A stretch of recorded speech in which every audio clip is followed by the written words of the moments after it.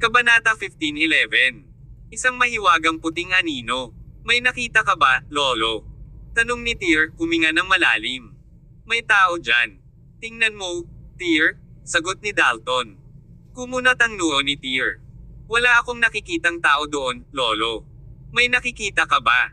Mula sa pananaw ni Tyr, nalampasan na niya ang hangganan ng Realm of Transformation at ang kanyang kakayahang makita ang mga bagay ay napakalakas. Kung may nagtatago sa manor ng pamilya Yarn, dapat maramdaman sila ni Tyr. Gayunpaman, wala siyang naramdaman. Sinaman ng tingin ni Dalton si Tyr. Maaaring kulang ako sa cultivation base ngayon, anak, pero mas marami na akong karanasan kaysa sa iyo. Kapag na-develop na ang sixth sense ng isang tao, hindi na ito humihina. Kung sasabihin kung may tao dito, dapat may tao dito. Sa sandaling iyon, hindi nagdalawang isip si Tyr na sumugod sa direksyong itinuro ni Dalton. Ngunit, pagdating niya sa lugar na iyon, walang nakitang tao. Timog silangan. Sigaw ni Dalton. Inikat ni Tyr ang kanyang ulo upang makita ang isang puting anino na dumaan na parang multo. May tao talaga dito. Hindi na ito masyadong inisip ni Tyr at mabilis na hinabol ang kabilang partido. Lalong lumiwanag ang puting figure sa kanyang harapan. Nakasuot ng puting damit, may itim na kabaong sa likod nito, at tumakbo ito sa paraang tila lumulutang na parang espiritu. Sino nandyan? Tumigil ka. Bumilis si Tyr hanggang sa gamitin ang 9 steps to disorientation. Para siyang batis ng liwanag na humahabol sa taong nasa harapan niya. Gayunpaman, nang wala pang 10 metro ang layo ni Tyr sa taong iyon, bigla siyang nakarinig ng sumisipol na tunog ng mahabang espada na hinugot mula sa kaluban nito. Sinundan ito ng nakakasilaw na blade energy na pumutok kay Tyr. Nakakatakot na blade energy. Nakaramdam ng kaba si Tyr. Ang nakakatakot na enerhiya ng talam ay hindi isang bagay na maaaring ipadala ng sinumang ordinaryong tao. Ang armor dagger ay lumitaw sa kamay ni Tyr, at ginamit niya ito upang harangan ang enerhiya ng talam. Dahil sa malaking impact, napaatras siya ng 4 hanggang 5 hakbang paatras bago huminto. Nang mawala ang usok, nawala ang figurang nakaputi. Sino iyon? Nagtataka si Tyr, puno ng pagdududa ang kanyang puso. Nararamdaman din niya ang pangangilig sa pagitan ng kanyang hinlalaki at hintuturo. Nang maabyutin ni Dalton, at napansin niya ang marka sa harap ni Tyr, natarante rin si Dalton. Anong nakakatakot na enerhiya ng talam, sabi ni Dalton.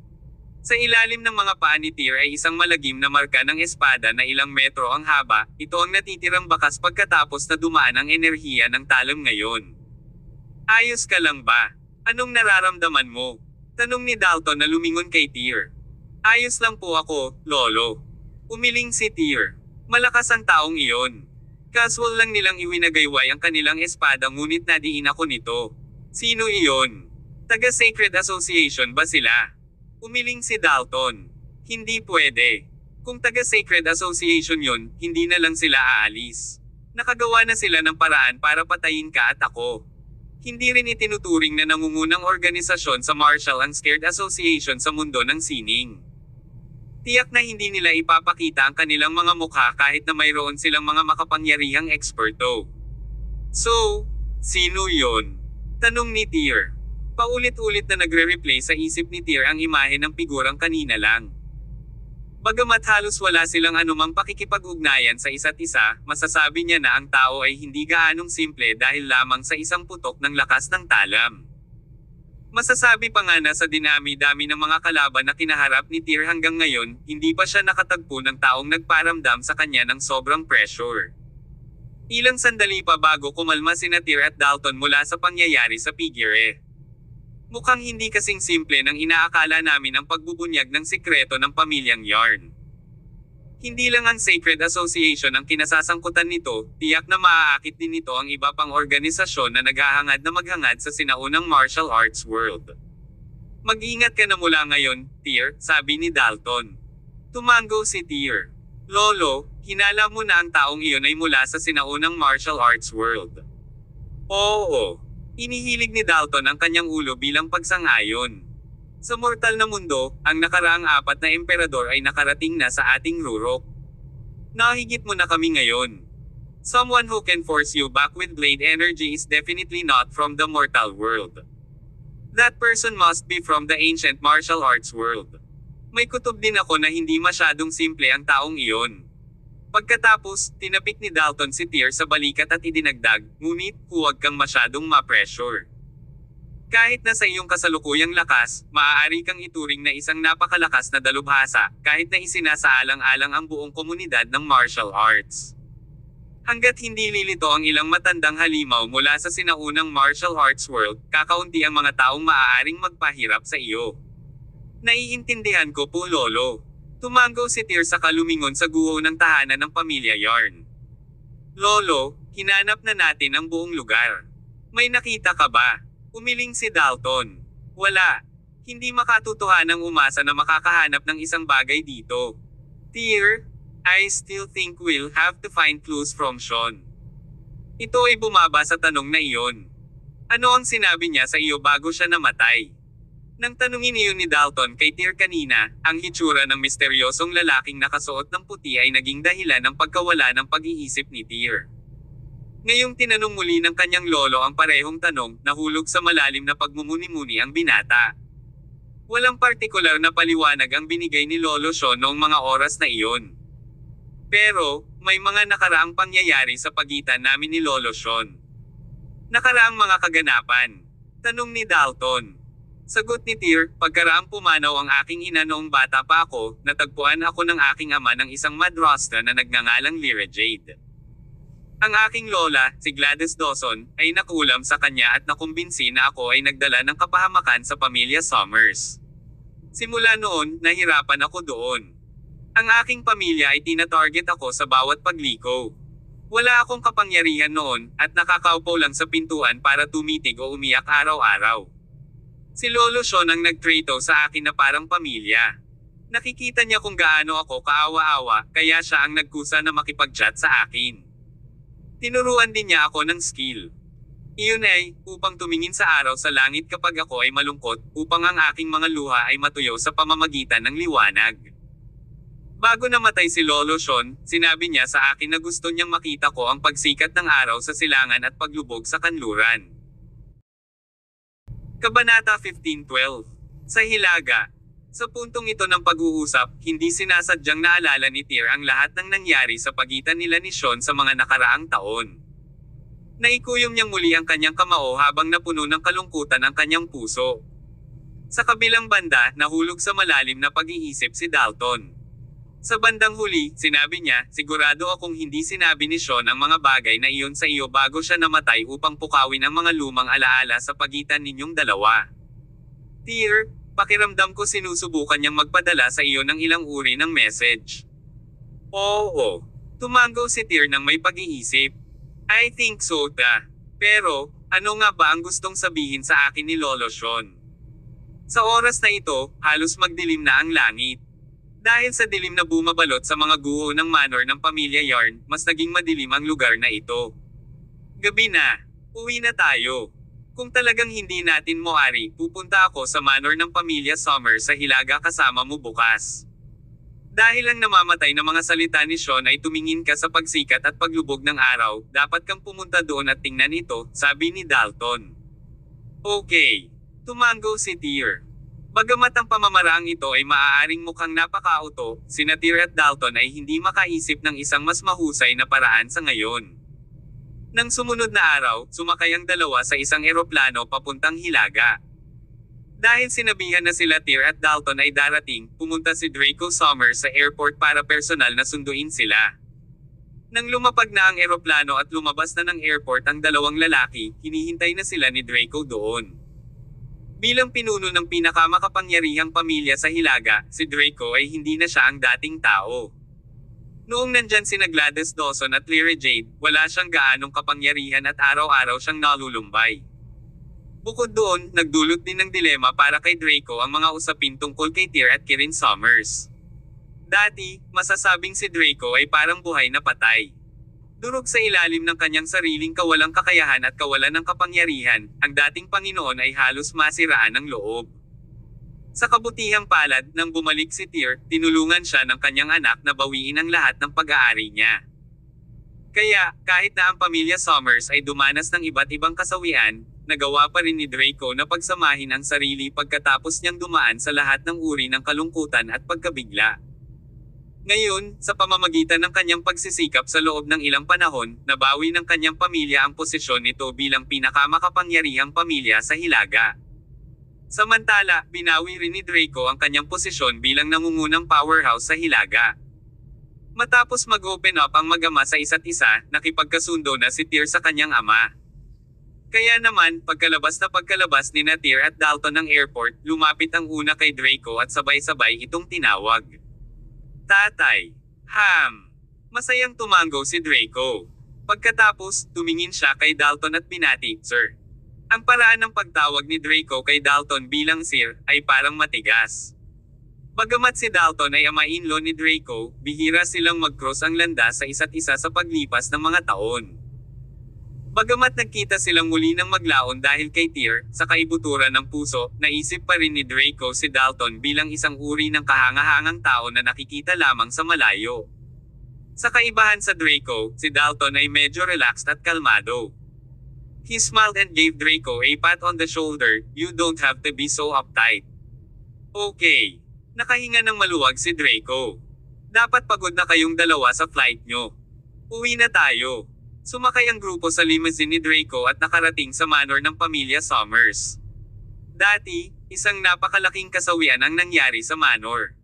Kahit na ang buong estate ay na-renovate na, hindi ginalaw ni Draco ang dating tirahan ni Tyr at Lydia dahil ito ang nagtataglay ng pinakamasayang alaala ng kanilang pamilya na tatlo.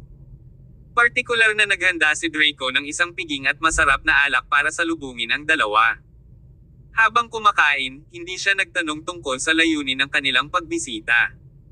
Sa kaibuturan niya, naunawaan niya na hindi na siya kwalipikadong itanong ang mga tanong na iyon. Bukod dito, ang mga bagay na pinag-uusapan ni Tyr at ng iba ay lampas sa liga ni Draco. Sa huli, naging masaya si Draco na maging bisita silang dalawa dito sa manor. Pagkatapos kumain, saglit na nagkwentuhan sina Draco at Dalton. Nang gabing iyon, nanatili sina Tyr at Draco sa patio kung saan nakatira ang pamilya ng tatlo noong bata pa si Tyr. Ang lahat ay pareho pa rin tulad ng dati. Nang luminggalinga si Tyr, samot-saring damdamin ang pumasok sa kanyang isipan. Sa huli, umupo ang tatlo sa ilalim ng puno ng saging sa bakuran habang pinag-uusapan ang mga nakaraang pangyayari. Nang mapag-usapan nilang tatlo si Lydia, muling binanggit ni Tyr ang kanilang pagtatagpo sa Mount of Terror. Dad, Lolo, sinabi ko sa inyong dalawa na nakita ko ang aking ina sa Mount of Terror dati. Sigurado akong siya iyon. Buhay siya. Naging mataimtim ang ekspresyon ni Draco habang isiniwalat, nagpadala ako ng ilang tao sa Mount of Terror kamakailan, ngunit wala ni isa sa kanila ang nakakita sa grupo ng mga freak na binanggit mo. Sa kasamaang palad, may masamang nangyari sa aking mga tao. Anong nangyari? Tanong ni Tyr. Over a period of time, I sent a total of 7 teams there. However, 6 teams never made it back. As for the last group, isang tao lang ang bumalik, pero nasir-on na siya, sagot ni Draco. Nasir-on. Natigilan si Tyr. Tama, nababaliw na siya. Lahat ng nervyos niya ay na-stimulate ng husto. Baka napadpad siya sa isang bagay na kakilakilabot sa bundok na iyon. Pagkatapos noon, hindi na ako naglakas loob na magpadala ng mga tao doon. Nahulog sa malalim na pag-iisip si Dalton na nakikinig sa usapan ng mag-ama. Maya-maya, dahan-dahan niyang ibinuko ang kanyang bibig at sinabing, ang Mount of Terror na sinasabi mo ay kabilang sa kaharian ng sinaunang martial arts world. Kaya, hindi dapat basta-basta bisitahin ang lugar na iyon. Lolo, do you mean that my mom is actually in the ancient martial arts world now? And the group of freaks I met at the Mount of Terror are also from the ancient martial arts world? Tanong ni Tyr. Oo. Tumango si Dalton. Noong nandoon ka, ano pa ang na-encounter mo na nag-iwan ng malalim na impresyon sa iyo? Noon, plano kong tumalon sa isang kanal para habulin ang nanay ko, pero hinaranggan ako ng hindi nakikitang harang. Tapos, narinig ko yung mga freak na yon na kailangan kong lumipad para pumunta doon. Lolo, sa tingin mo kaya ng mga tao na lumipad? Walang iniisip na sagot ni Tyr. Hindi ko alam. Umiling si Dalton. Ang pamana ng sinaunang martial arts world ay naipasa na sa ating Celestial Empire sa loob ng libu-libong taon. Gayunpaman, napakaraming bagay ang nananatiling hindi alam. Hindi pa ako tuluyang nakapasok sa mundong iyon, kaya hindi ko masabi ng sigurado. Ngunit mula sa paraan ng paglalagay mo, ang hindi nakikitang hadlang na iyong binanggit ay parang katulad ng isang maalamat na enchantment. Enchantment. Natigilan si Tyr. Si Draco, na nakaupo sa gilid, ay naramdaman din na malayo ang mga salita ni Dalton. Dalton, pinag-uusapan mo ba ang mga uri ng enchantment na inilalarawan sa mga pelikulang pantasya? Talaga bang umiiral ang ganoong bagay sa mundong ito? Tanong ni Draco. Kabanata 15:13. Half a map. Sumagot si Dalton, dahil hindi natin ito naiintindihan at hindi pa natin nakita ang ganitong uri ng bagay, hindi ito nangangahulugan na wala na ito. Tulad ng sinabi ko, ang sinaunang martial arts world ay umiral sa ating bansa sa loob ng libu-libong taon. Kaya naman, hindi natin maitatanggi ang anumang mga supernatural na bagay. Ang lahat daw ng umiiral ay makatwiran. Siguro kapag nakipag-ugnayan ka at nakaharap sa mga bagay na ito ng totoo, makikita mo na ang lahat ay hindi kasing misteryoso ng tila. Totoo iyon, sabi ni Tyr, na lubos na sumang-ayon sa pananaw ni Dalton. Halimbawa, sila ay transcendent level martial art practitioner, na nangangahulugang maaari nilang tipunin ang kanilang enerhiya sa kanilang energy core. Gayon din, sa pamamagitan ng paglilinang ng panloob na lakas, maaari nilang linangin ang kapangyarihang panlaban na lampas sa limitasyon ng mga ordinaryong tao. Maaari pa nga silang magdulot ng mga nakakatakot na epekto tulad ng pag-crack ng ginto at mga bato. Hindi ba ang lahat ng ito ay isang bagay na mahiwaga sa mga ordinaryong tao? Lolo, naniniwala ka ba na ang tao ay maaaring lumipad? Tanong ni Tyr. Lahat ng umiiral ay makatuwiran, si Dalton ay nagbigay pa rin ng parehong tugon. Pagkatapos ay tinapik niya ng mariin ang balikat ni Tyr at idinagdag, natural, kailangan mong lutisin ang mga misteryong ito kapag pumasok ka sa sinaunang martial arts world. Narating mo na ngayon ang realm of transformation. Marahil ay may mas nakakatakot na kaharian sa itaas ng isang ito. Siguro magagawa mo bang lumipad kapag narating mo ang kaharian na iyon? Tama. Tumango si Tyr at hindi na nagsalita pa tungkol sa bagay na iyon. Nagpatuloy ang tatlo sa pagupo sa ilalim ng puno ng saging at nagkwentuhan. Bagamat bihira para sa tatlong henerasyon na magsama-sama sa isang kalmadong kalagayan, ang sesyon ay maaaring ituring na kasiya siya para sa kanilang lahat. Sa sumunod na 2 araw, kumilos si Tyr ayon sa huling sinabi ni Sean. Araw-araw, nakaupo siya sa pasukan at pintuan sa likod ng manor, pinapanood ang pagsikat at paglubog ng araw. Gayunpaman, wala siyang nakitang espesyal sa paggawa nito. Kinaumagahan ng 3 araw ay natagpuang muli si Tyr na nakaupo sa pasukan ng manor, pinapanood ang araw na unti-unting sumisikat. Lumapit si Dalton kay Tyr at umupo sa tabi niya. May nakuha ka ba? Wala. Umiling si Tyr. Pangatlong araw ko na itong nanunood ng pagsikat ng araw at wala pa rin akong naiisip na kakaiba. Lolo, sa tingin mo ba nasa maling landas tayo? Sa puntong ito, nagkaroon din ng parehong pagdududa si Dalton. Maya-maya, biglang nagsalita si Tyr at sinabing, Lolo, parang may naisip ako. Ano ito? Nagulat si Dalton. Natahimik sandali si Tyr bago niya itinuro ang isang mataas na bundok sa di kalayuan. Tuwing umaga kapag sumisikat ang araw, lagi kong tinitingnan ang lugar na iyon. May puno doon. Isang puno. Oo, isang puno. Pumikit si Tyr at nagpatuloy, sa isip ko, maliban sa pagsikat ng araw, ang natitira na lang ay ang punong iyon. Lolo, sa tingin mo ba baka ang bakas na iniwan ni Lolo Sean sa atin ay kung nasaan ang puno na matatagpuan? Posible naman. Nag-react din agad si Dalton. Tyr, bilasan natin at tingnan ito. Okay. Hindi na nag-overthink ang dalawa at sabay na tinungo ang direksyon ng punong iyon. Ang bundok ay tila hindi masyadong malayo sa manor ng pamilya Summers at hindi rin ito masyadong mataas. Ngunit, nang marating nila ang paanan ng bundok at tumangala, hindi nila makita ang tuktok nito.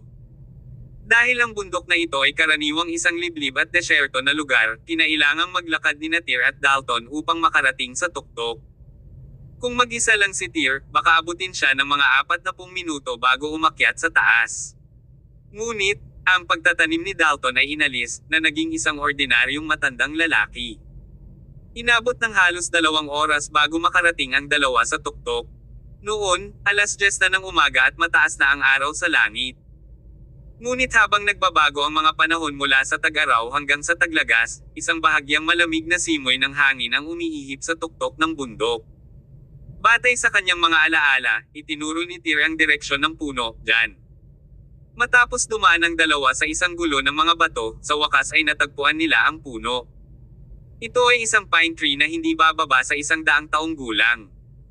Sa di kalayuan ay parang kasing laki ng palad ito ngunit sa malapitan ay napakalaki. Nakatayo sa tuktok, tila ito ang nagpapatatag na puwersa ng napakalaking bundok. Nakatitig dito si Tyr. Samantala, umikot na si Dalton sa puno at ipinatong ang kamay sa napakalaking puno nito na para bang may nahanap. Napakaraming marka ng espada sa ball. Bagamat marami sa mga markang ito ang kumupas, masasabi ko pa rin na may nagsasanay gamit ang kanilang espada dito. Higit pa rito, ang mga marka ng espada na ito ay nag-iiba sa lalim, na nagpapahiwatig na bawat taon, ang taong ito ay pumupunta rito upang magsanay at mag-iiwan ng iba't ibang marka ng espada sa punong ito.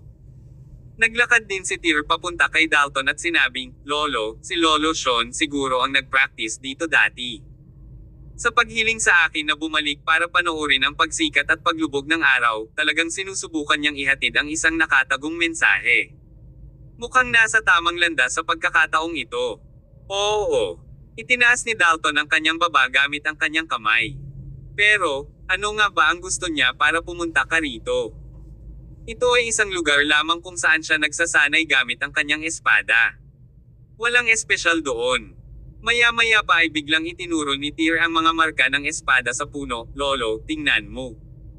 Pakiramdam ko ay may kakaiba at kakaiba sa mga marka ng espada na ito." Sa sinabi nito, sabay na napaatras ng 2 hakbang sina Tyr at Dalton at pinagmamasdan ang puno mula sa isang bahagyang distansya. Tila may nahanap sila sa kanilang kamangha-manghang paningin. Sa isang iglap, parehong natauhan sina Tyr at Dalton. "It's a map." "Oo, parang mapa," halos magkasabay na sabi ng dalawa. "Pinakay ako ni Lolo Sean dito dahil gusto niyang sabihin sa akin na may nakatagong mapa dito, na inukit niya noon gamit ang kanyang espada," dagdag pa ni Tyr. Walang pag-aalinlangan pa, sabay-sabay niyang inilabas ang kanyang telepono at ginamit ang panorama mode para kunan ng litrato ang iba't ibang marka ng espada sa puno. Nang hawakan niya ang larawan, ang mga marka ay nagsimulang magmukhang isang mapa. Mukha talagang mapa, teka. Biglang itinuro ni Dalton ang screen ng phone ni Tyr. "Look, the sword marks stop at the edge of this location." Malinaw, ang mapa na ito ay hindi pa ganap na pinalawak, kaya hindi ito isang kumpletong mapa. Tumango si Tyr bilang pagsang-ayon. Kung tama ang hula ko, ang mapa na ito ay marahil ang sikreto na alam ng pamilya ng Yarn noon. Pero, kalahati lang ito ng mapa, kaya nasaan ang kalahati? Sinabi ni Dalton, "Ang kabilang bundok." Bago namatay si Sean, hiniling niya sa iyo na panoorin muli ang pagsikat at paglubog ng araw. Ang lugar na ito ay ang nakita mo noong pinanood mo ang pagsikat ng araw. Pagdating natin dito, nakita natin ang kalahati ng mapa sa pamamagitan ng mga sword mark ng punong ito. Ibig sabihin, ang locus yung tinitingnan mo sa paglubog ng araw ay kung saan nakatago ang kalahati ng mapa. Kabanata 15:14. Espada. Feeling like what Dalton said made perfect sense, Tyr nodded his head in agreement. "Lolo, you might be right. Dahil si Lolo Sean lang ang survivor ng Yarn family, malamang nalaman na niya ang sikretong iyon. At, nagpasa siya ng mensahe sa akin sa ganoong paraan dahil gusto niyang sabihin sa akin ang sikretong iyon. Ngunit, dahil ang sikreto ay napakahalaga, hindi niya ito maitatago sa isang lugar. Kaya, ngayong natagpuan na natin ang kalahati isang mapa dito, ang kalahati ay dapat nakatago sa kabilang direksyon." Tiningnan ni Dalton ang oras at sinabing, "Maaga pa. Bumalik muna tayo at alamin ang direksyon pagkatapos ng sunset." Okay. Bumalik ang dalawa sa manor ng pamilya Summers. Nang papalubog na ang araw, muling naupo si Tyr sa harap ng pintuan sa likod, sa isang lugar kung saan makikita niya ang paglubog ng araw sa kanluran. Habang nakatitig si Tyr sa araw na may hindi kumikislap na mga mata, hindi mabilang na alaala ng kanyang pagkabata ang bumungad sa kanyang isipan. Naaalala pa rin niya ang isang pagkakataon na bumalik si Sean sa mansyon na may hawak na isang sirang espada sa kanyang kamay matapos lipulin ng isang masamang puwersa. Simula noon, huminto na siya sa pagpatay at sinimulan ang kanyang libangan sa paghahalaman. Naaalala pa rin ni Tyr ang panahon na siya ay pinakawalang magawa. Noon, sinabi sa kanya ni Sean na pagkatapos ng dilim, ang bukang liwayway ay laging sumusunod. Kaya lang, napaisip ng malalim si Tyr. Sa oras na ito, lumapit si Dalton sa kanyang tabi at nagtanong, nakahanap ng kahit ano. Nawala sa pag-iisip si Tyr at tinuro ang isang bangin sa di kalayuan. Ang Green Mountain Cliff, doon dapat ang lugar kung saan gusto ni Lolo Sean na puntahan ko. Tumango si Dalton. Madilim na. Kahit pumunta tayo doon, hindi natin makikita ng maayos. Hintayin na lang natin bukas na madaling araw. Oo naman. Sa madaling araw kinabukasan, sina Tyr at Dalton ay nagmaneho sa paanan ng kabilang bundok. Kung ikukumpara sa bundok sa silangan, ang pangalawang bundok ay mas mataas at mas matarik. Inabot ng dalawa ng mahigit 2 oras ang pag-akyat sa tuktok, kung saan nakakita sila ng bangin na may medyo maluwang na espasyo sa ilalim nito.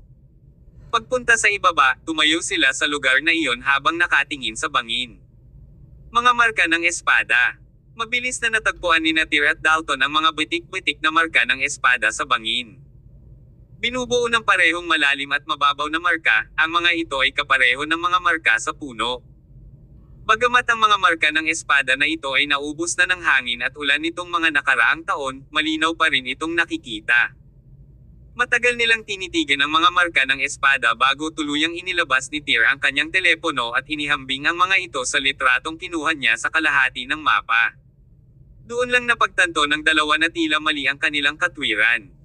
Lolo, kumpara sa naunang kalahati ng mapa, ang mga marka ng espada na natitira sa bangin na ito ay tila hindi organisado. Hindi ito mukhang mapa. Napagtanto ko rin iyon.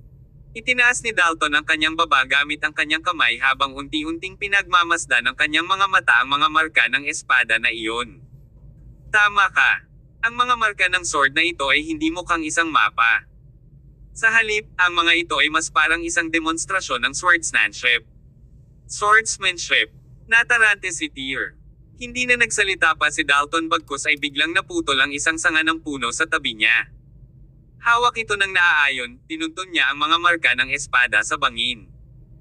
Sa panahon ngayon, bagamat naging ordinaryong tao na si Dalton, nanatili pa ring ang katangi-tangi ang kanyang pagkaunawa sa espada.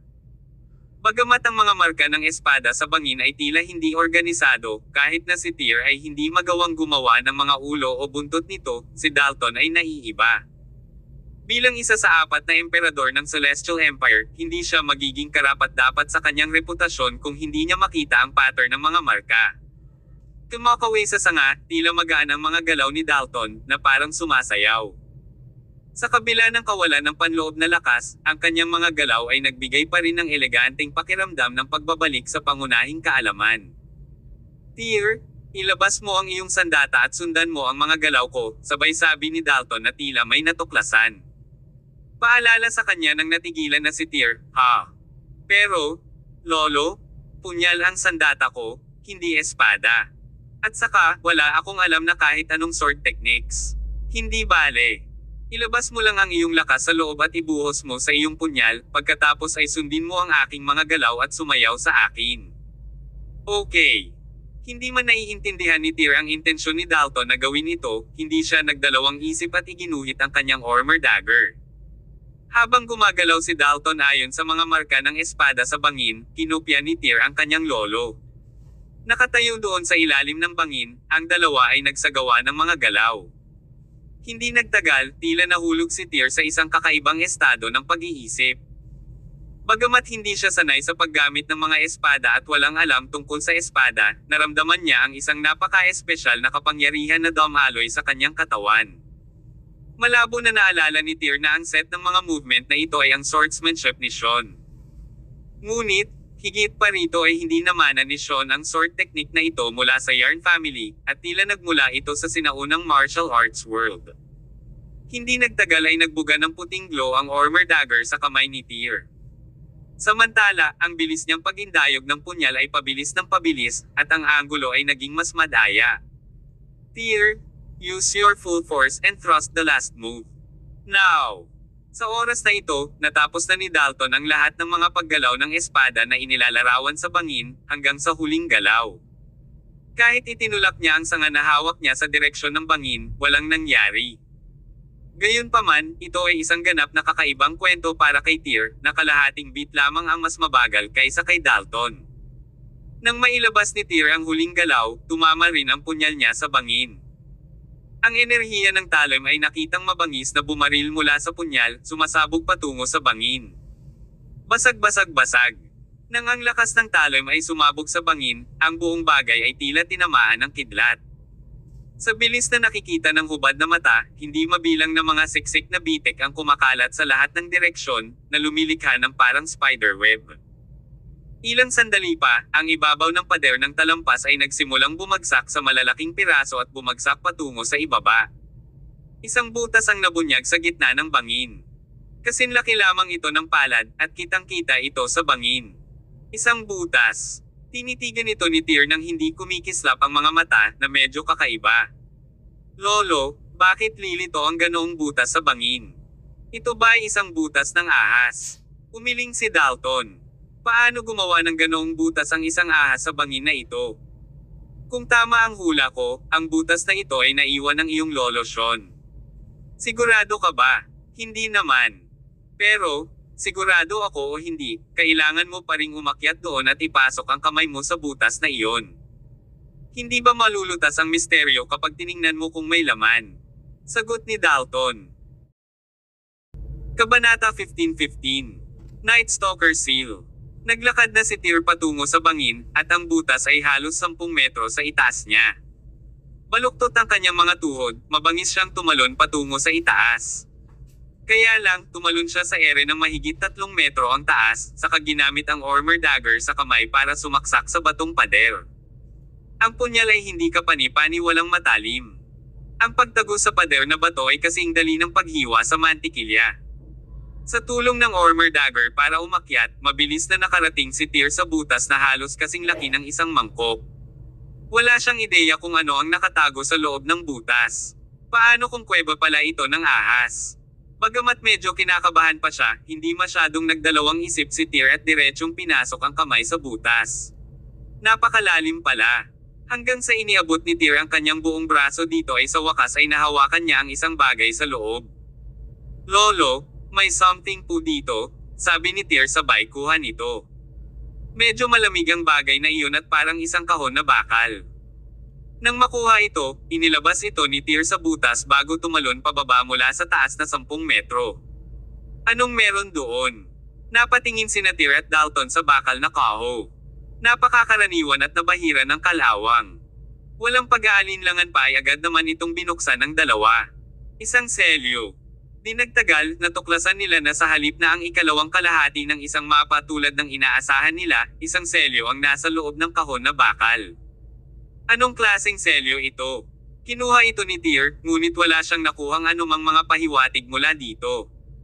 Samantala, biglang nagsalita si Dalton, Night Stalker Seal. Night Stalker Seal. Nagulat si Tyr. Bagamat hindi pa siya nakakaalam ng ganitong bagay, tiyak na narinig na niya ito noon pa man. Lolo, ito ba ang opisyal na selyo ng sektang raiding ng libingan, ang sekta ng Night Stalkers? Ang uri ng sektang raiding ng nicho na ipinapakita sa mga pelikula at drama ay talagang umiiral sa totoong buhay. Sumagot si Dalton, syempre. Ang lahat ng umiiral ay makatwiran.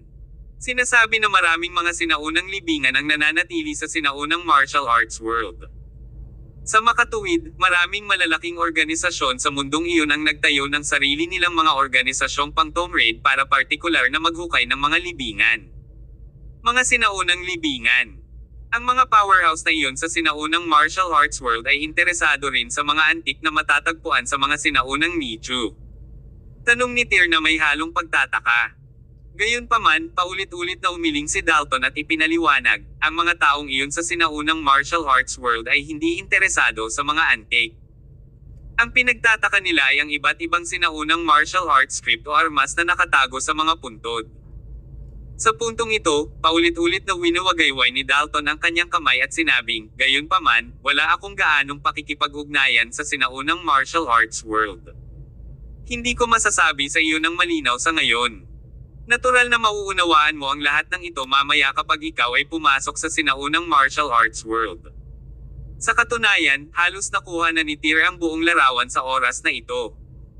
Ang tinatawag na sinaunang martial arts world ay kolektibong pangalan lamang ng ilang natatanging heritage organization sa Celestial Empire. Katulad ng mortal na mundo, umiral din sila sa lupaing ito, ngunit ang mga bagay na kanilang pinagkadalubhasaan at nakilala ay mas high-end. Ang mga sinaunang libingan na binanggit ni Dalton ay malamang na mga libingan ng mga super powerhouse sa sinaunang martial arts world. Matapos ang kanilang pagkamatay, inilibing sila kasama ng iba't ibang kayamanan na pag-aari nila noong sila ay nabubuhay pa.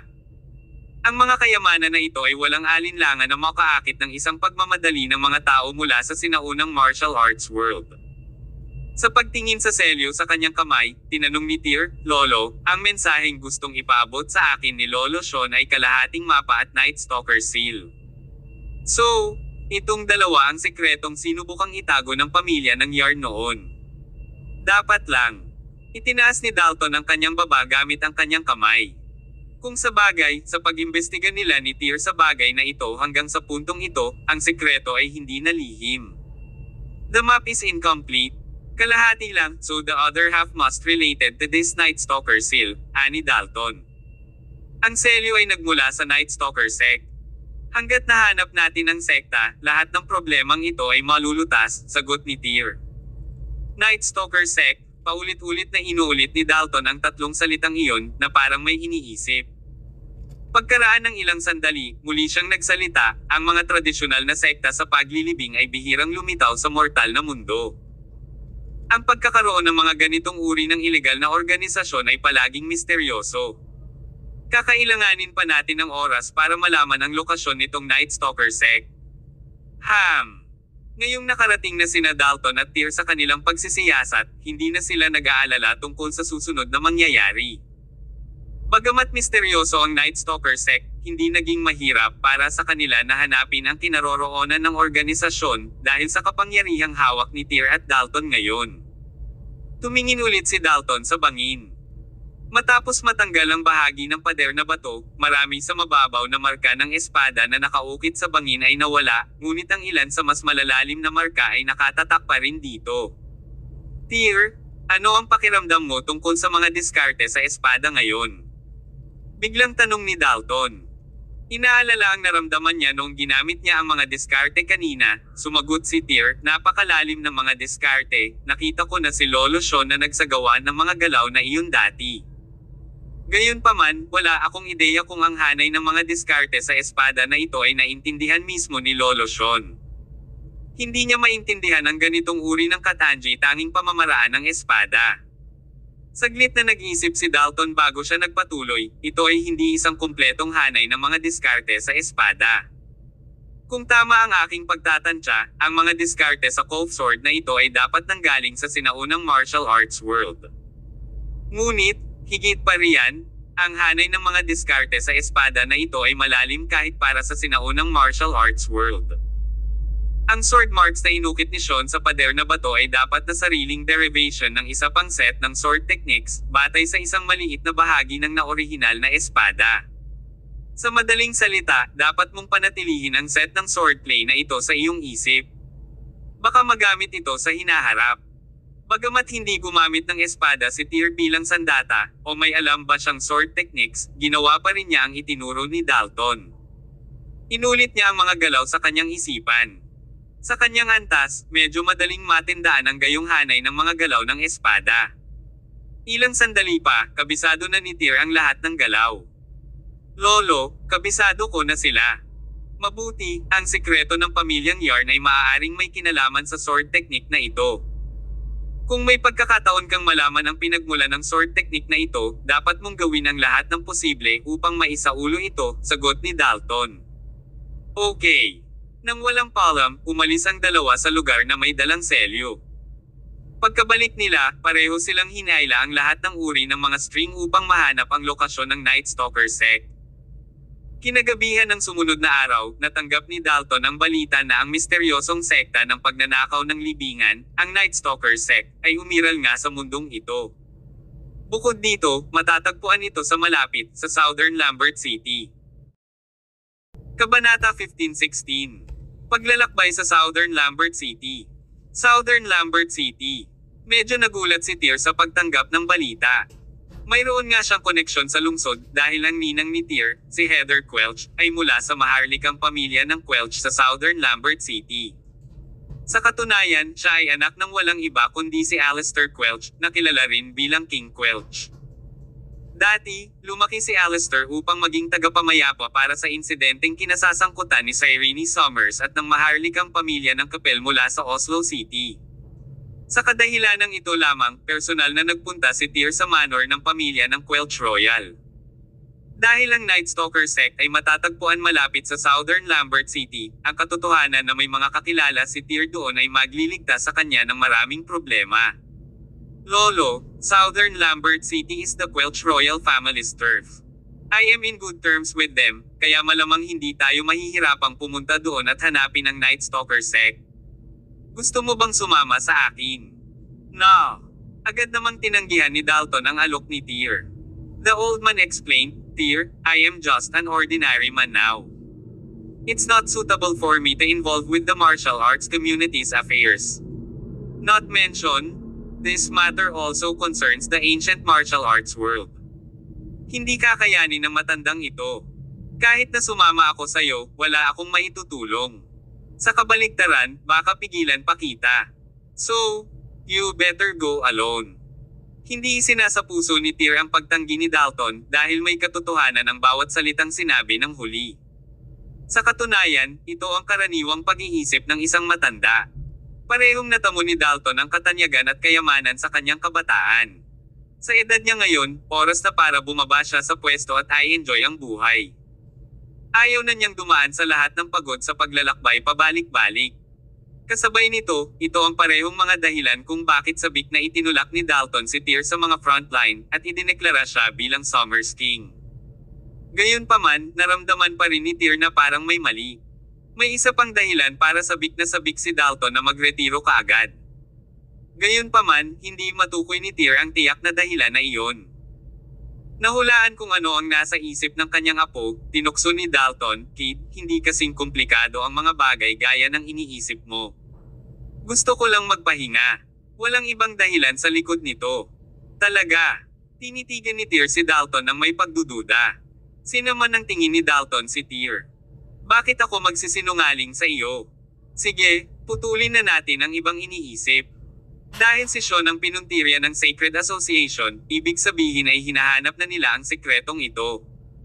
Bukod sa pagkuha nito kay Sean, ang asosasyon ay tiyak na may iba pang paraan upang malaman ang katotohanan. Nauubusan na ng oras. Mas mabuting umalis ka ng mas maaga dahil ang mahabang pagkaantala ay maaaring magdulot ng higit pang gulo. Okay, pagsang-ayon ni Tyr. Nang walang anumang pag-aalinlangan, nagpaalam siya kina Dalton at Draco, at sumakay ng eroplano patungong Southern Lambert City. Bago siya umalis, partikular na tinawagan ni Tyr si Heather at ipinaalam sa kanya na kakailanganin niya ang tulong ni King Quelch para mahanap ang Night Stalker sect. Nagkataon, sina Heather at Carson ay parehong kasalukuyang nasa Southern Lambert City. Bilang karagdagan, naroon din sina Dixon Watt at Connie York. Ang dahilan kung bakit sila nagpunta sa Southern Lambert City ay dahil malapit ng ikasal sina Dixon at Connie. Sinasamantala ang kanilang libreng oras sa panahong ito na pagpasyahan nilang bisitahin si Alistair. Pagkababa ni Tyr ng eroplano at lumabas ng airport ay hinihintay na siya nina Dixon at Connie sa labas. Ngayong umabot na sa puntong pinag-uusapan nilang dalawa ang pagpapakasal sa lalong madaling panahon, natural na mahal nila ang isa't isa. Kahit na ang isang socially awkward na bloke tulad ni Dixon, na dati ay nagsasanay lamang ng martial arts sa buong araw, ay tila nagbago na ngayon.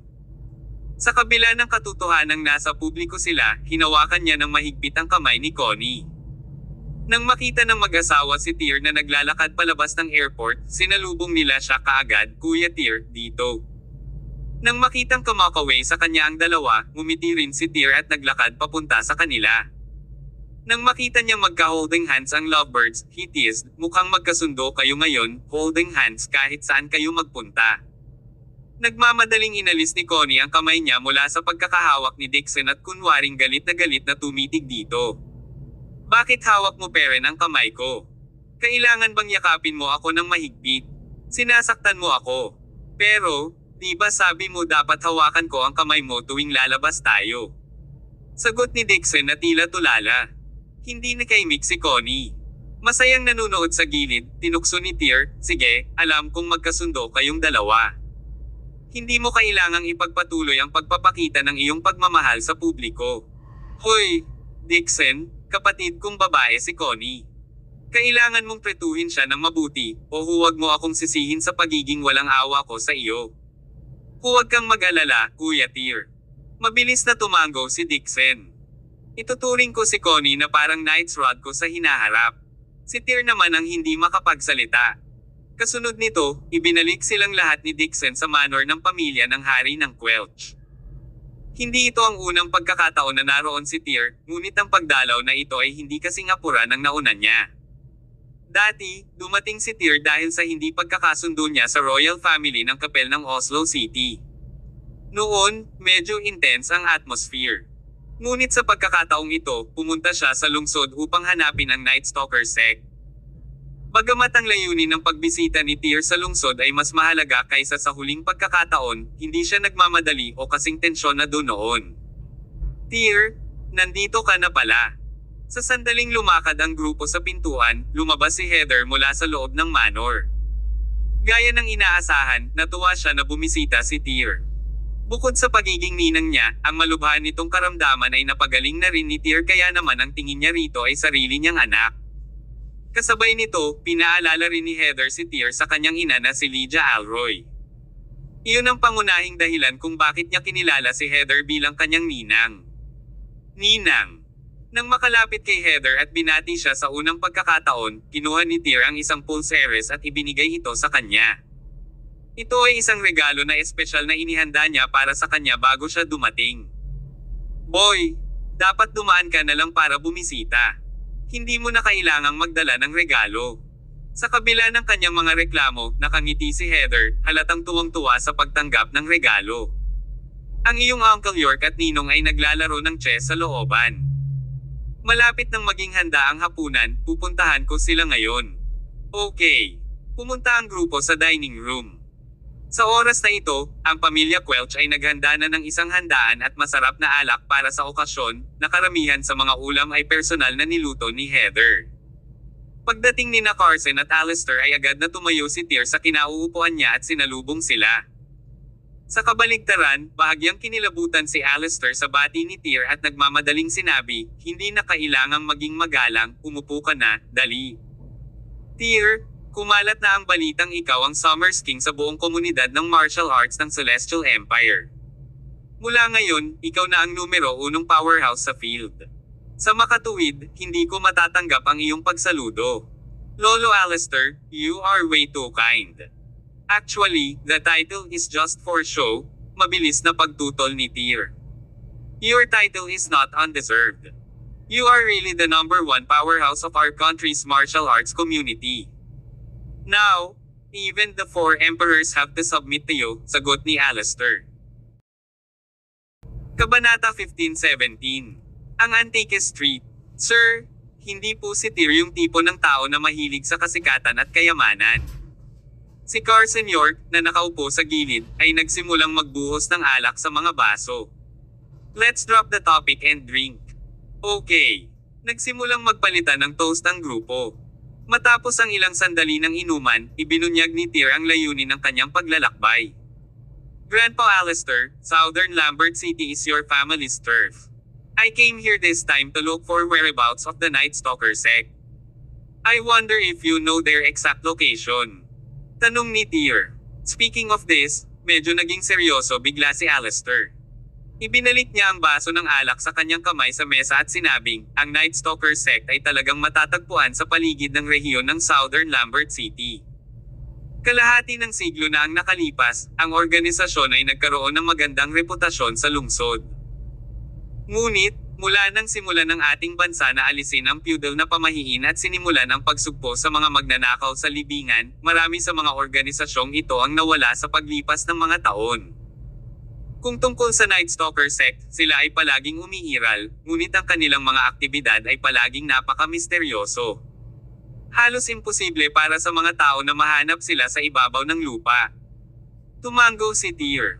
So, ang grupo ng mga tao na ito ay umiiral lamang sa ilalim ng lupa. Not the kind of underground that you're thinking of. To be precise, they only exist in the darkness of the night, paliwanag ni Alistair. Kadiliman ng gabi. Patuloy ni Alistair, tama.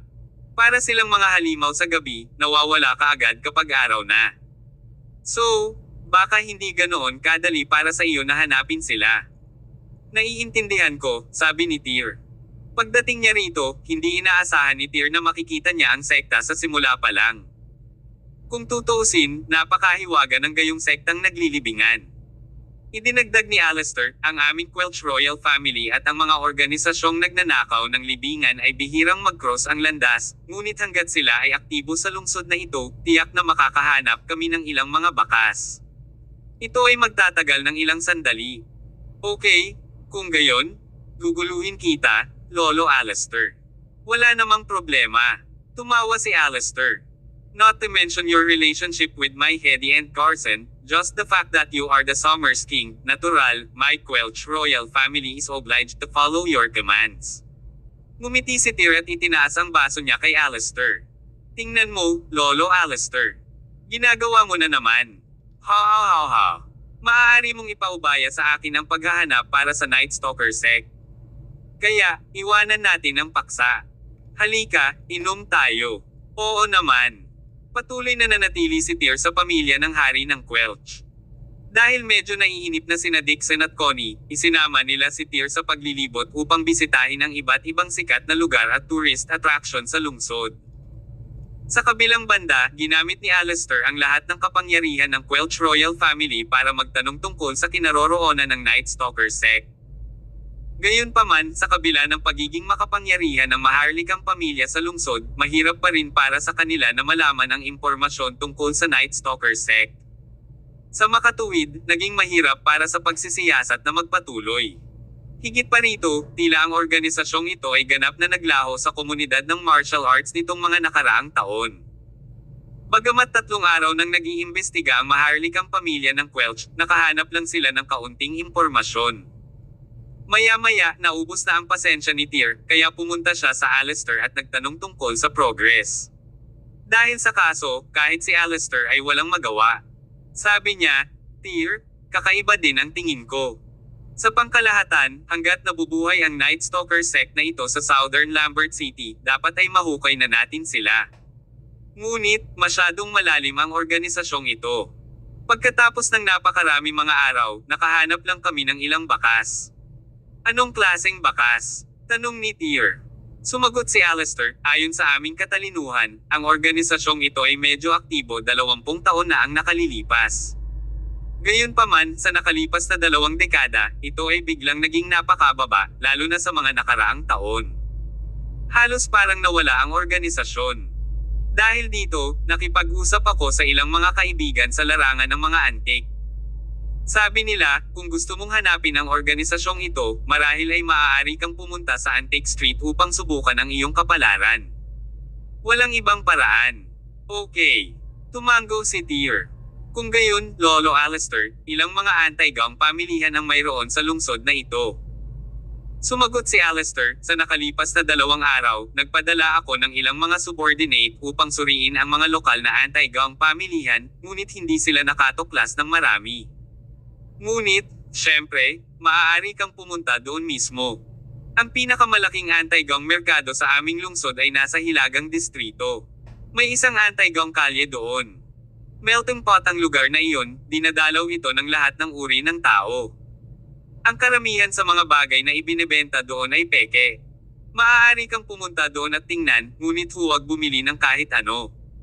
Hehe. I'm not interested in antiques. Then, I'll go there now and take look. In this case, I suppose I'll just have to try my luck, ani Tyr. Tama. Nang malaman ni na Dixon at Connie na pupunta si Tyr sa Antique Street, dahil bored ang dalawa at walang magawa, nagpumilit silang sumama. Dahil dito, hindi sila tinanggihan ni Tyr at isinama niya ang mag-asawa. Nang magmaneho ang tatlo hanggang sa Antique Street, alas 6 na ng gabi. Gayunpaman, ang kalye ay matao pa rin. Sa isang sulyap, ang kalye ay puno ng mga nagtitinda na nagbebenta ng lahat ng uri ng mga antigo, na para bang ang lugar ay isang bazaar. Maraming mga tao ang tungkod at pumunta sa kalye, na karamihan sa kanila ay mga turista na pumunta sa pamamasyal. Ang mga turistang ito ang target na customer ng mga vendor para manloko. Sa pagpasok ng tatlo sa Antigong kalye, nahirapan silang makahanap ng mga pahiwatig tungkol sa Night Stalker sect sa napakaraming tao. Parang naghahanap ng karayom sa dayami. Kinailangan nilang gamitin ang pinaka-primitive na paraan na magtanong sa paligid. Ito ay napakalaking kalye. Kung naglaan sila ng oras para magtanong ng isa-isa sa mga tao, dapat na makakuha sila ng ilang impormasyon tungkol sa Night Stalker sect sa pagtatapos ng araw. Matapos nilang mapagpasyahan ang plano, sinimulan kaagad ng tatlo ang kanilang mahirap na proyekto. Pagdating sa isang medyo presentable na antique stall, si Tyr ay nagkunwaring pumili ng kung ano habang nakatingin sa may-ari ng stall. Bata, lahat ng mga bagay na ibinebenta sa aking stall ay tunay.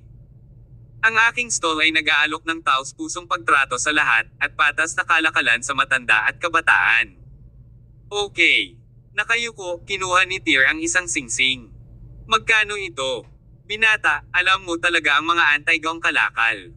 Ito ang paboritong singsing ng isang general noong sinaunang panahon. Ano ang masasabi mo sa presyong humigit kumulang $30,000? $30? Diretsyong sagot ni Tyr. Bagamat wala siyang alam tungkol sa mga antigo, maraming pelikula ang napanood ni Tyr.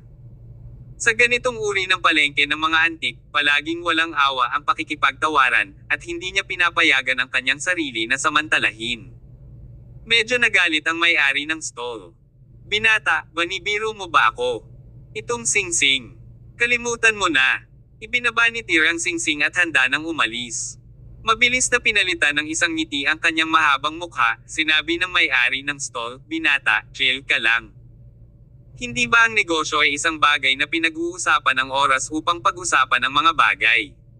Paano ito? Nakikita ko na tayo ay nakatakdang mag-cross ang landas sa isa't isa. Wala pa akong naibebenta ngayon. Nako, medyo nadismaya si Tyr dahil mabilis na pumayag ang amo. Gayunpaman, sinabi niya, mabibili ko ito sa halagang $30, ngunit kailangan mong sagutin ang isang tanong. Kabanata 15:18. Bumalik ng walang tagumpay. Sa sobrang hindi makatwiran ni Tyr, sumimangot agad ang may-ari ng stall at pamulong, Young man, you are going too far. Kung ganoon, hindi ako bibili nito. Nang makita ng may-ari ng stall na ibababa na ni Tyr ang singsing sa kanyang kamay, hindi na siya nabalisa. Hoy, wag ka na. Pwede mo akong tanungin, sasabihin ko lahat ng alam ko. You're my first customer of the day, kaya wala akong pakialam. May kakilala ka ba sa Night Stalker sect? Tanong ni Tyr sa mahinang boses na lumingon. Ano? Natigilan ang stall vendor. The Night Stalker sect, sabi ulit ni Tyr. Nakapagtataka, humagalpak ng tawa ang may-ari ng stall. Of course I do. I have a lot of goods here, all acquired from the Night Stalker sect. Young man, I see that you are an expert, you actually know the Night Stalker sect. Halika, bilasan mong tingnan ang mga paninda ko. I guarantee you that everything I sell was taken from that organization. I cheat no one. Dahil doon, tumingkayad ang may-ari ng stall sa harap ng sariling stall at nagsimulang magsalita ng mabilis. Pumasok siya at ipinakilala ang iba't ibang paninda niya kay Tyr. Noong una, parang makatwiran siya, ngunit nang marinig ni Tyr na nagsimula siyang magyabang tungkol sa pangunahing tauhan sa isang nobelang may pamagat na kandila sa nicho, siya ay nataranta. Walang katuturan, dude. I've had enough at umalis. Matapos inibo ang usapan ng may-ari ng stall, itinapon ni Tyr ang singsing sa kanyang kamay, tumalikod, at umalis. Agad na nabalisa ang may-ari ng stall at sinabing, Binata, huwag kang pumunta. Kung hindi ka interesado sa Candle in the Tomb, maaari nating pag-usapan ang tungkol sa The Grave Robbers Chronicles. Ano iyon, ang lalaking iyon at ang kanyang The Grave Robbers Chronicles? Nakaramdam ng inis, pagkatapos ay gumugol ng halos 1 oras si Tyr sa pagtatanong sa paligid. Sa kalaunan ay nakausap na niya ang halos lahat ng mga nagtitinda sa Antigang palengke, ngunit ang kinalabasan ay medyo nakakadismaya. Lahat sila ay sinungaling, na ang bawat isa ay nagbubuga ng kung ano-ano. Hindi lamang sila nagbebenta ng mga peking kalakal, ngunit maging ang kanilang mga kakayahan sa pagyayabang ay hindi kapanipaniwala. Makalipas ang halos 1 oras, nagkita sina Tyr at Dixon sa pasukan ng Antigang kalye. Medyo nakakakilabot ang ekspresyon ni Tyr dahil pakiramdam niya ay nainsulto siya sa mahigit 1 oras niya sa Antique Street na ito. Sa kabaligtaran, ang pananabik ay nakasulat sa buong mukha ni Dixon. Dahil sa nasasabik niyang ekspresyon, nalilito si Tyr. Dixon, bakit ang saya-saya mo? May nakita ka bang clues tungkol sa Night Stalker sect? No, I didn't. Umiling si Dixon. Parang walang alam dito sa Night Stalker sect. Pero Kuya Tyr, I bought all this stuff. Naglabas ng isang malaking bag na puno ng mga paninda, patuloy ni Dixon, ang lugar na ito ay isang treasure trove. Hindi lamang sila nagbebenta ng mga tansong espada mula 200 BC, nagbebenta din sila ng mga flail mula sa taong 1,000 at mga kanya ng kamay mula sa taong 1,400. Ang lahat ng ito ay mahalagang kayamanan, at ang presyo ng pagbebenta ay napakamura. So, gumala ka sa kalyeng ito at bumili ng lahat ng uri ng gamit. Magkano ang nagastos mo? Tanong ni Tyr. More than $1 million. It's freaking cheap. Bumili din ako ng gold bracelet para kay Connie, na suot daw ng isang prinsesa noong panahon ng Victoria, sagot ni Dixon sabay kuha ng bracelet at ipinakita. Tignan mo, Kuya Tyr. Hindi ba kumikinang? Saglit na natahimik si Tyr. Pagkatapos, diretso niyang kinuha ang gintong pulsere sa kamay ni Dixon at sinabing, "You are a rich kid. Alam kong isa kang martial arts nerd, pero hindi ko inaasahan na magiging pipi ka ng asno. Kung ito ay isang tunay na antique mula sa mga siglo na ang nakalipas, paano ito nakakasilaw?" Dahil doon, diretsyong pinutol ni Tyr ang bracelet sa dalawa, na inihayag na gawa ito sa yero. Ang isang tulalang Dixon ay hindi alam kung ano ang sasabihin. Pare-parehong natahimik si Tyr sa kabagalan ni Dixon. Sa oras na ito, naglakad si Connie papunta sa kanila. She looked sort of glum, at parang may bumabagabag sa kanya. Anong meron, Connie? May nangaapi ba sa'yo? Tanong ni Dixon sa unang pagkakataon. Wala, umiling si Connie. Kaya lang may duda ako na hindi ko naisip. Anong klaseng pagdududa? Napatitig din si Tyr kay Connie nang may pagtataka. Ano sa palagay ninyo ang nakatago sa likod ng tansong pintong iyon? Tanong niya. Natahimik na naman si Tyr. Mahigit 1 oras na silang namamasyal sa Antique Street na ito. Madilim na ngayon, ngunit ang tatlo ay walang nakitang anumang mga pahiwatig tungkol sa Night Stalker sect. Sa halip, ang Antigang kalye ay nagalit sa kanilang tatlo. Forget it, mabuti pang umuwi na tayo. Medyo nawala si Tyr. Noong una, akala niya ay may malalaman siya sa lugar na ito, ngunit sa huli, ang lahat ng kanyang pagsisikap ay walang kabuluhan. Gayunpaman, nang paakay na sana ang tatlo sa sasakyan at aalis, may isang lalaki na biglang tumakbo papunta sa kanila at sinundan sila mula sa likuran. Sino ito? Halos magkasabay na naramdaman ni Tyr at Dixon na may sumusunod sa kanila. Agad silang napalingon at napatingin sa likuran nila. Kung sa bagay, hindi man lalaban ang sumusunod sa kanila. Isa lang siyang middle-aged na lalaki sa edad na 40 na may makulat na hitsura. Isa pa, siya ay may kapansanan sa kanyang kaliwang binti at nakalakad ng malata. Lumapit ang Pyle na may bakas ng misteryo sa kanyang mukha at nagtanong, "Ikaw ba ay hinahanap ang Night Stalker sect?" Dahil sa kakaibang impresyon na ibinigay ng Pyle na ito, kung nagkita-kita si Tyr at ang iba pa bago sila pumunta sa Antigang palengke, iisipin nila na maaaring makapagbigay siya ng ilang mga pahiwatig. Ngunit, sa paglipas ng ilang oras sa lugar na ito, napagtanto nilang napakaraming tao ang katulad niya. Dude, I'm not in a good mood. You better not joke with me, or else I cripple that other leg of yours too, ani Tyr na nawala ng interes sa lalaki. Natigilan ang pilay. Sa pagkakataong iyon ay binuksan na ni Tyr ang pinto ng sasakyan. Malumanay na nakakunot ang noo, sinabi ng pilay, "Binata, dahil napakaraming oras na ang ginugol mo rito, bakit hindi ka maglaan ng kaunting oras sa pakikinig sa akin? I know you guys think I'm a crook, but what if I'm not lying? Kung hindi ako nagkakamali, lahat kayo ay bihasa sa martial arts, di ba? So, if you find out that ako ay sinungaling pagkatapos mong marinig, hindi pa huli ang lahat para mabali mo ang aking binti." Nang marinig ang mga salita ng Pyle ay napatigil ang tatlo sa kanilang mga landas. Tama siya. Maging ang interes ni Tyr ay bahagyang napukaw. "Kuya, alam mo ba talaga ang kinaroroonan ng Night Stalker sect?" Tanong ni Connie, diretsyong lumapit sa pilay. "Wala akong ideya tungkol sa kinaroroonan ng Night Stalker sect, ngunit alam kong mayroong isang lugar kung saan makakahanap ka ng mga pahiwatig tungkol sa organisasyon. Kung wala kang mahahanap kahit na doon, nangangahulugan ito na wala na ang organisasyong ito sa mundong ito." Anong klaseng lugar? Naglakad na rin si Tyr papunta sa pilay sa oras na ito. Sinabi sa kanya ng kanyang intuition na mukhang hindi manluloko ang lalaking ito. Hindi agad nakasagot ang pilay, bagkus ay commandant kay Tyr, nang hihingi ng pera. Bago makasagot si Tyr, si Dixon, na nakatayo sa gilid, ay magiliw na inilagay ang flail na binili niya sa kamay ng pilay at ipinaliwanag, ang flail na ito mula sa 1,000s ay nagkakahalaga sa akin ng $80,000. Kung masasabi mo sa amin ang ilang mahahalagang pahiwatig, maaaring magbigay sa iyo ng ilan pa. Kabanata 15:19. Ivar, ang lumpo. Sa hindi inaasahang pagkakataon, naiinis ang pilay sa flail at itinapon ito sa isang tabi. "Bata, baldado ako ngunit hindi bulag. Ginagawa mo akong walang alam sa basurang ito na nagkakahalaga ng 80 sentimos kada kilo. Hindi ka ba masyadong lalayo?" Saway niya na may bahid ng galit sa tono niya. Naiwang tulala ang isang gulat na si Dixon. Napabuntong hininga si Tyr, saka naglabas ng isang stack ng pera sa kanyang wallet at inilagay sa kamay ng pilay.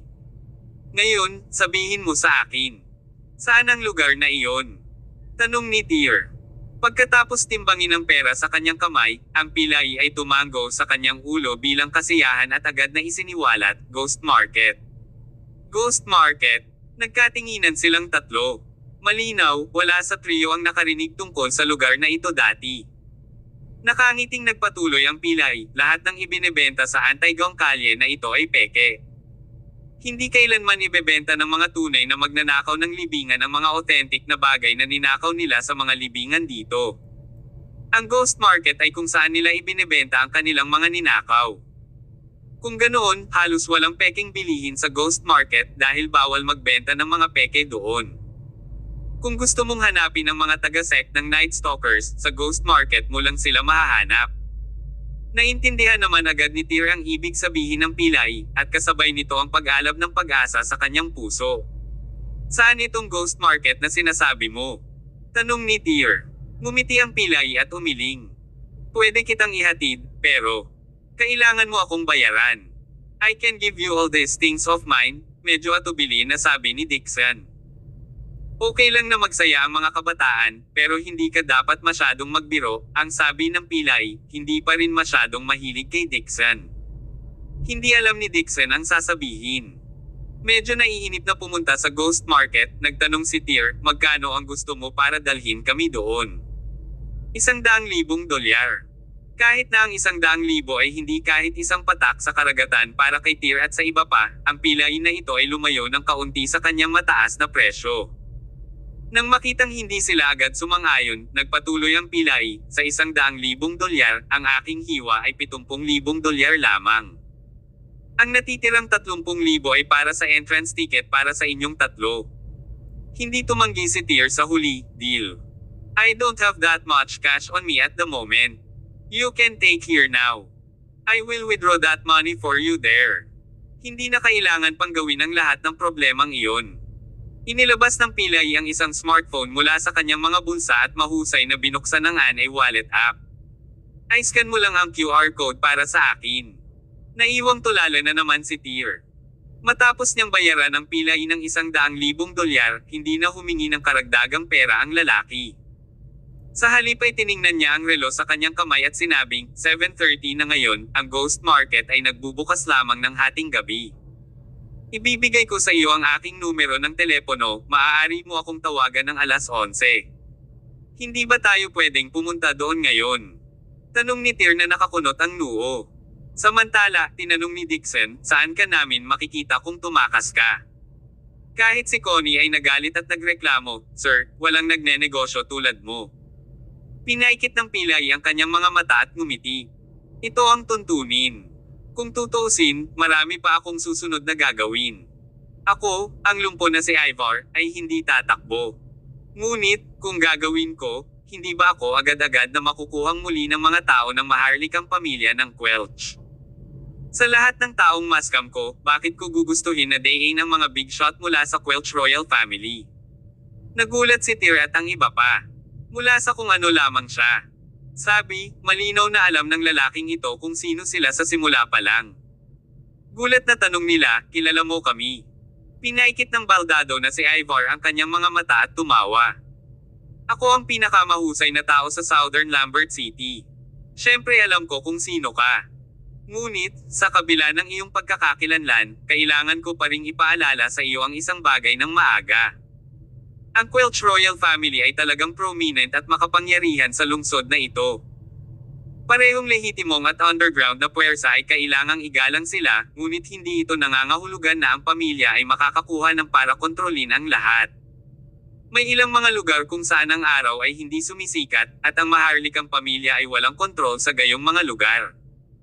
Ang mga lugar na tinutukoy ni Crippled Ivar ay hindi lang ang Ghost Market, kundi ang buong industriya ng pagnanakaw ng libingan. Ang industriyang ito ay nagpapatakbo lamang sa dilim ng gabi, at naglaho sa liwanag ng araw. Sa madaling salita, hindi na kailangang ipakita ng mga nasa industriyang ito ang kanilang paggalang sa maharlikang pamilya. So, kapag pumunta kayong lahat sa Ghost Market, you should abide by their rules. Don't clash with anyone there. It would be bad for you. Oh, parehong hindi naabala sina Connie at Dixon sa mga sinabi ng pilay, habang si Tyr ay binigyang pansin. Malabo niyang naramdaman na itong Ghost Market na binanggit ni Crippled Ivar ay maituturing na sa loob ng sinaunang martial arts world. Sa kasong iyon, mas kaunting mga komplikasyon, mas mabuti. Ito ay mas mabuti para sa kanila na manatiling low profile. Huwag kang mag-alala. Gusto lang naming pumunta doon para hanapin ang kinaroroonan ng Night Stalker sect. Hindi kami magdudulot ng gulo, paniniguro ni Tyr. Tumango ang baldado na si Ivar. Pero, curious ako, bakit gusto niyo talagang hanapin ang Night Stalker sect? May mga bagay na mas mabuting hindi nasabi, sagot ni Tyr, nakasimangot. Hahaha. Ang baldado na si Ivar ay hindi ang tipo ng tao na mahilig makialam sa mga bagay-bagay. Nagtanong lang siya out of curiosity. Kaya naman, nang makita niyang ayaw magbunyag ni Tyr, hindi na siya nag-usisa pa bagkus tumalikod na siya at naghanda na umalis. Alas 11. Tawagan mo ako. Pagkasabi niyon, ang baldado na si Ivar ay napaatras. Ang lalaking iyon ay maaaring mukhang nahihirapan siyang gumalaw gamit ang kanyang mga paa, ngunit ang kanyang bilis sa paglalakad ay medyo mabilis. Nawala siya ng walang bakas sa halos isang kisap mata. Maaari bang ang lalaking iyon ay isang combat master? Pagtataka ni Tyr. Pakiramdam niya ay hindi isang simpleng tao ang pilay na ito, ngunit hindi niya maramdaman ang anumang aura ng isang combat master sa kanya.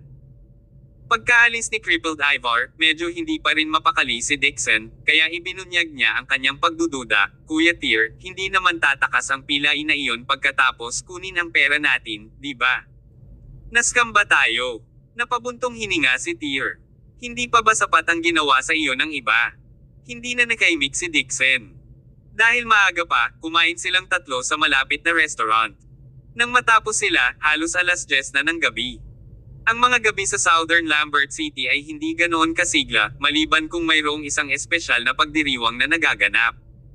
Isa pa, simula na ngayon ng taglamig, at unti-unting lumalamig ang panahon.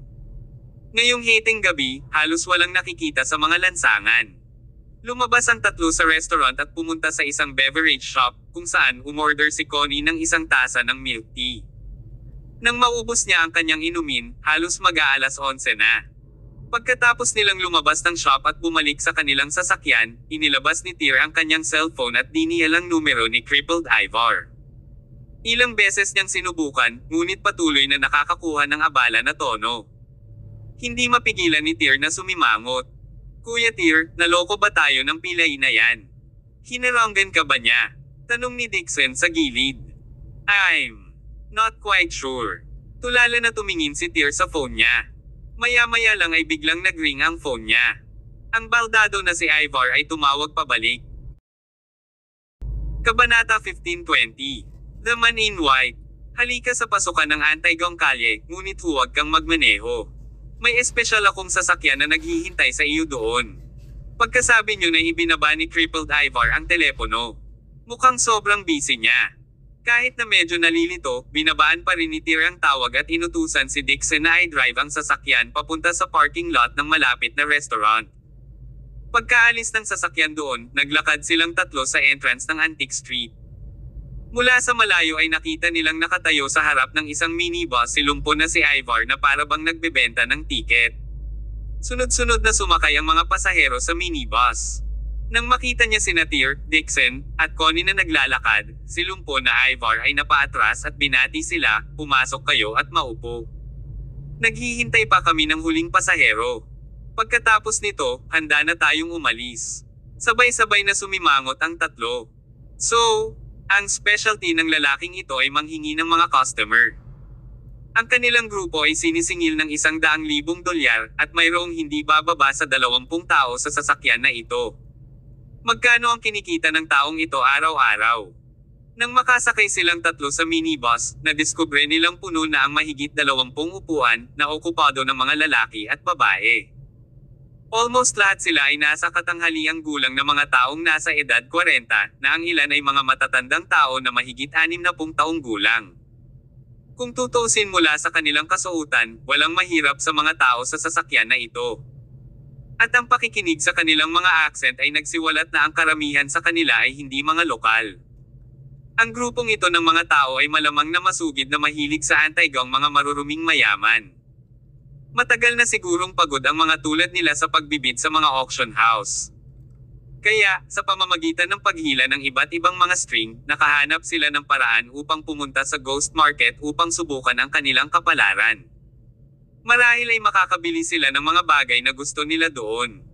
Naglakad sina Tyr, Dixon, at Connie sa huling hanay ng boss at umupo.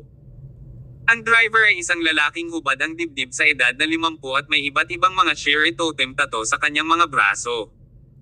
Ang isang taong nagkaroon ng gayong mga tattoo ay tiyak na hindi isang ordinaryong tao.